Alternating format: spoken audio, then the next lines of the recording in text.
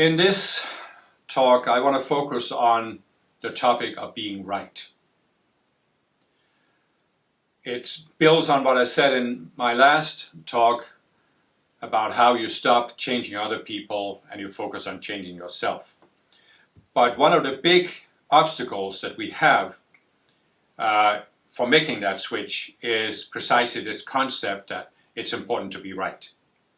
And you look at it out there in the world and you can see how many people are really trapped in this this game, this compensation game of wanting to be right. And when you look out in the world, you see that because of what I've explained with the duality consciousness that always has two opposites, the way that people seek to make themselves right is always in contrast to some other people that are wrong. If you are Christian, then you have to prove that the Christian religion is right. So if some atheist comes up and challenges the Christian religion, well, you have to prove them wrong. And of course the atheists are in the exact same mindset because they are trying to prove their own atheism right by proving Christianity or all religion to be wrong. And as I've said, in spiritual movements we can have the same thing. You are trying to prove your spiritual movement right by proving other movements wrong. Their teachings are either false or they are not as high as yours is. You're trying to prove your guru to be right. But on a more personal level, what we have is, we have a very strong personal self that says you have to be right. Or in my case, I would say it's more that you can't be wrong. You cannot be really wrong because then there's something wrong with you. And this is an enormous burden. I mean, look at the world and consider how much attention, how much psychic energy, even how much physical energy, how much money is spent on this game of proving that we are right. Enormous amount of resources have been spent on this. So on the personal level, you can see, I look at myself and I see for the first many years on the spiritual path, spending enormous amount of resources on this. Not only proving my spiritual teaching right or my spiritual worldview, but also myself. I couldn't be wrong. I must be a good person. I must not be doing something that's really wrong. And again, you know, it is an incredible relief to let it go. So much more energy is freed up to for other things. And I'm not saying I let go of it all at once. I let go of it in stages. But I did come at a fairly early stage. The situation I talked about in my last video took place in, must have been 1988. And so that was at least an important breakthrough for me. And I have then, you know, gone through other breakthroughs since then. And I came to a point, at some point, where I had to look at this self that couldn't bear to be wrong. And this actually happened in a situation I described earlier in 2009 and 10. There was a group of people that were running this campaign against me on the internet. And I had to look at my reaction to this and say, and I realized, first of all, I realized there was nothing I could say to these people that would change their minds. There was absolutely nothing I could say. They had decided, he's wrong. He can only be wrong. We are right. And no argument could be given there. And today, I didn't understand this back then. Today I can of course explain it very simply by saying that they had this self that even created a collective self, just like you see so many groups. The Christians, they have a self. Christianity is the only true religion. And it's not a matter of presenting an argument. I have talked about fundamentalist Christians because I have some contact with them in the United States when I lived there. And it's not a matter of finding an argument. There was a very long period of time in my life where I thought, I must be able to find an argument that can help these people see, you know, how limited they are. Not that they necessarily wanted to prove them wrong, but see that there's more to understand about the topic. I must be able to find an argument. And if I can change these people's minds, that's a deficiency in me. It's because I'm not smart enough, I don't have the insight I need, I haven't found this ultimate argument. But when I was dealing with this particular group of people who were attacking me, I had this insight where I saw sudden, there's absolutely nothing that I could say that would change their minds. Because they have, just like the Christians, you have decided Christianity cannot be wrong. And this is a self. This is one of these, it's not like the self dealing with a bully, that's a specific situation. This is more of a general self. You basically have decided, I cannot be wrong. And this means any argument, or even any actual situation, you can either refute it, you can ignore it, or you can deny it. You can go into denial, say, it doesn't matter, because the Christians will say, it's of the devil. If it contradicts our literal interpretation of the Bible, it's of the devil. We can ignore it. We should ignore it, because it's dangerous to even look at it. So I realized this, there's nothing I can say that would change these people's minds. And then when I was processing this, I thought, but wait a minute now. Why do I want to change these people's minds? Why am I reacting that way? Why do I feel an obligation to try to change these people's minds? And there were two aspects of it. There was a very personal aspect. They were criticizing me personally.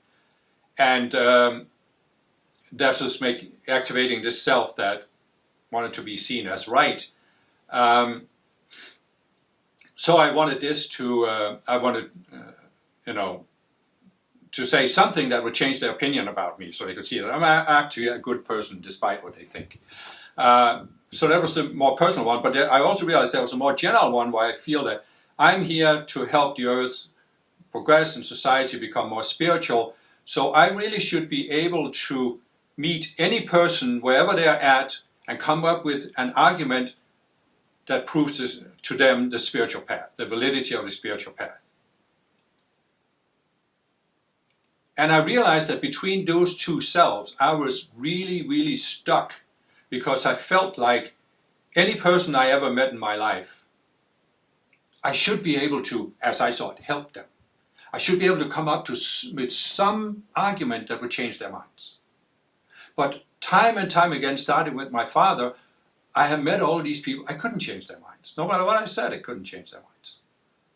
So I suddenly realized, well, first of all, I realized there are some people you can't change their minds no matter what. You literally, nothing you could say would change their minds.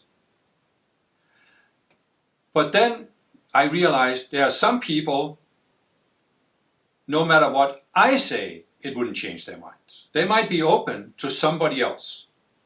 But for some reason, these people have a view of me, I couldn't change their minds. I also realized that I'm across a specific person. I grew up in have a certain background, I have certain beliefs and worldview. I have certain ways I use ideas and words. So they may not resonate with that. It may be that some people understand the words I'm saying, other people don't. Right? So all of a sudden this came together for me, and I saw I can't help everybody. I cannot help every human being I meet.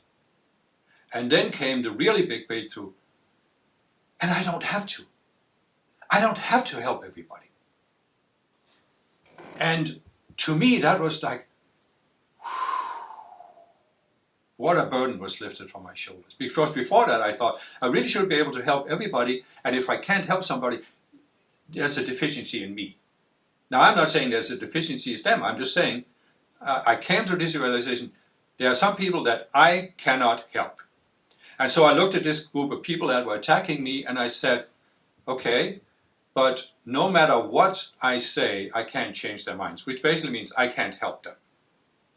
So why should I focus my attention and my limited mental resources on a group of people that I know I can't help, when there might be other people that I could help? And I realized that for a very big part of my life, I have been focusing a lot of attention on these kind of people that are closed-minded, that I couldn't help. And I needed to switch and say, let me stop using my time and energy trying to help people I can't help, and instead refocus on people that I might be able to help. And why am I talking about this in the context of wanting to be right? Well, because I also had a self that was pushing me to feel that I should be able to help everybody.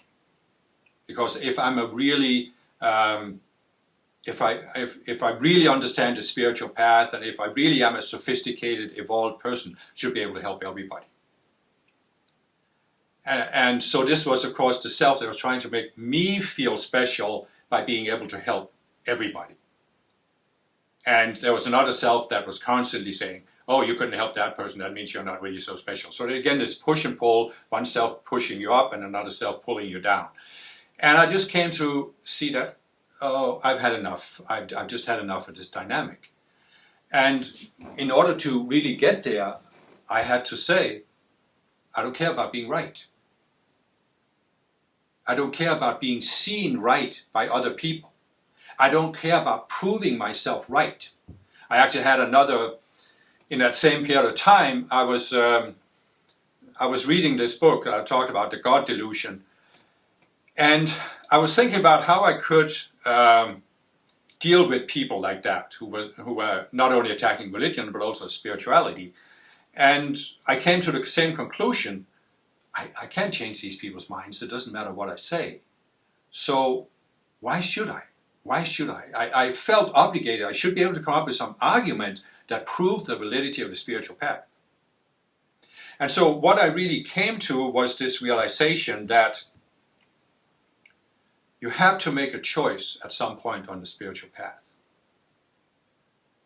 And you have to basically choose, do you want to be right among men, or do you want to be right with spirit? Jesus said it. Let the dead bury their dead. What is that to thee? Follow thou me. And what that means is that however you see spirit, I always had a personal relationship with Jesus and been inspired by him. So I say, I don't want anything in this world to stand in the way of me following Jesus or the Christ consciousness or my spiritual teachers or my higher self. So in other words, I don't want to be trapped in some argument with people in this world trying to prove myself right or trying to prove the spiritual path right. I would rather be right with spirit. I would rather grow. It's more important for me to grow than to be seen as being right by other people or prove other people wrong. So I think this is an important guideline to keep in mind. Do I want to be right among people? Because what do you see that has been going on there for thousands of years on the planet? It's the compensation game where one group of people is trying to prove itself right by proving another group of people wrong, and the other people is doing the same thing. East and east, west is west, never the twain shall meet. Because how can they meet when each group is trying to prove the other wrong and trying to prove themselves right? It just can't happen, right? So what do you actually see? And this is this was another breakthrough I had about the same time. There's this question in the Bible where Jesus is hauled before Pontius Pilate, and Pontius Pilate asks Jesus, what is truth? And it's a question, of course, philosophers have been asking throughout the ages, what is truth? And I realized that there is a quote-unquote truth on earth among men, where people have, as a result of this compensation game, for thousands of years they've been attempting to define this is the truth. You can see religions, all belief systems, Marxism, they're all saying, we have the truth. But what I came to see was that all of these declarations of truth on earth spring from the duality consciousness. None of them have the truth. They have a dualistic relative truth because they have played God and defined this is truth. but it's not reality. It's just a mental image they have created by using the duality consciousness that excludes certain things that they can deny and not look at, and therefore they believe they have the truth. And so I came to the point where I realized, why do I want to be trapped in this game? To prove that an illusion is the truth, which is basically what they're doing. They have created an illusion based on duality, based on excluding something, and they're trying to prove that this is the truth. And they think that if it get everybody on earth to accept that it's the truth, then it must be the truth. Well, hello.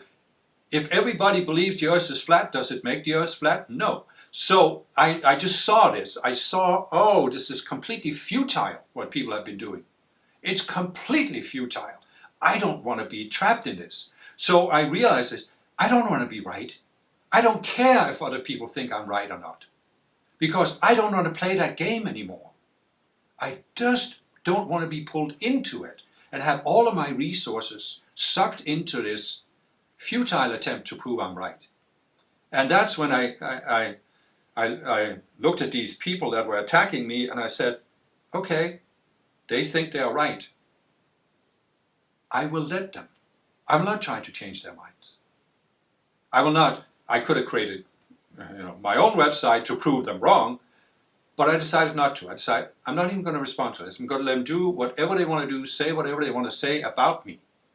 And it's sort of it's a difficult situation to be in. Many people in today's age have experienced the same thing on Facebook, but back then it wasn't quite as known. And you're standing there, out there in the public space are these people that are saying things about you. You can see that they are not factually correct. You could object to it and correct them, but you just decide, let it go. And the magic of doing that is that that's when you let go of this self that wants to be proven right. That's when you're really free of that self. And what happens then? What happens is when you raise your state of consciousness above your present level, you raise your consciousness above the level of the people that you were in conflict with. You can look at any conflict situation. Why are two people in conflict with each other? Because they both have the same kind of selves. And so like attracts like. So you are attracted to people who have that same consciousness. And when you raise your consciousness, the other people may not change at all. They may not change their opinion. But you don't attract them anymore. And you can also, the other magical thing that happens, you can look at these people and say, well, it doesn't matter anymore what they say. I had this group of people attacking me, as I said, and before I made the switch, it was bothering me that they were doing this. But after I made the switch and freed myself from this self that wanted to be right on, not being seen as being wrong, I could look at what they were doing and I didn't have any reaction to it. It didn't matter. It didn't matter to me. So I look back at these people, some going back 30 years that I had these conflicts with, and I don't know the people today. I don't know where they're at. They may look at the situation the same way today as they did 30 years ago. But that's not my concern. I'm not concerned about it. Because I have freed myself from the self that made this seem so important back then. And that's freedom. That's spiritual freedom. That's growing on the spiritual path towards greater and greater freedom. And it's magical. It's magical. Letting go of this obsessive compulsive need to be right is just a really important breakthrough on the spiritual path.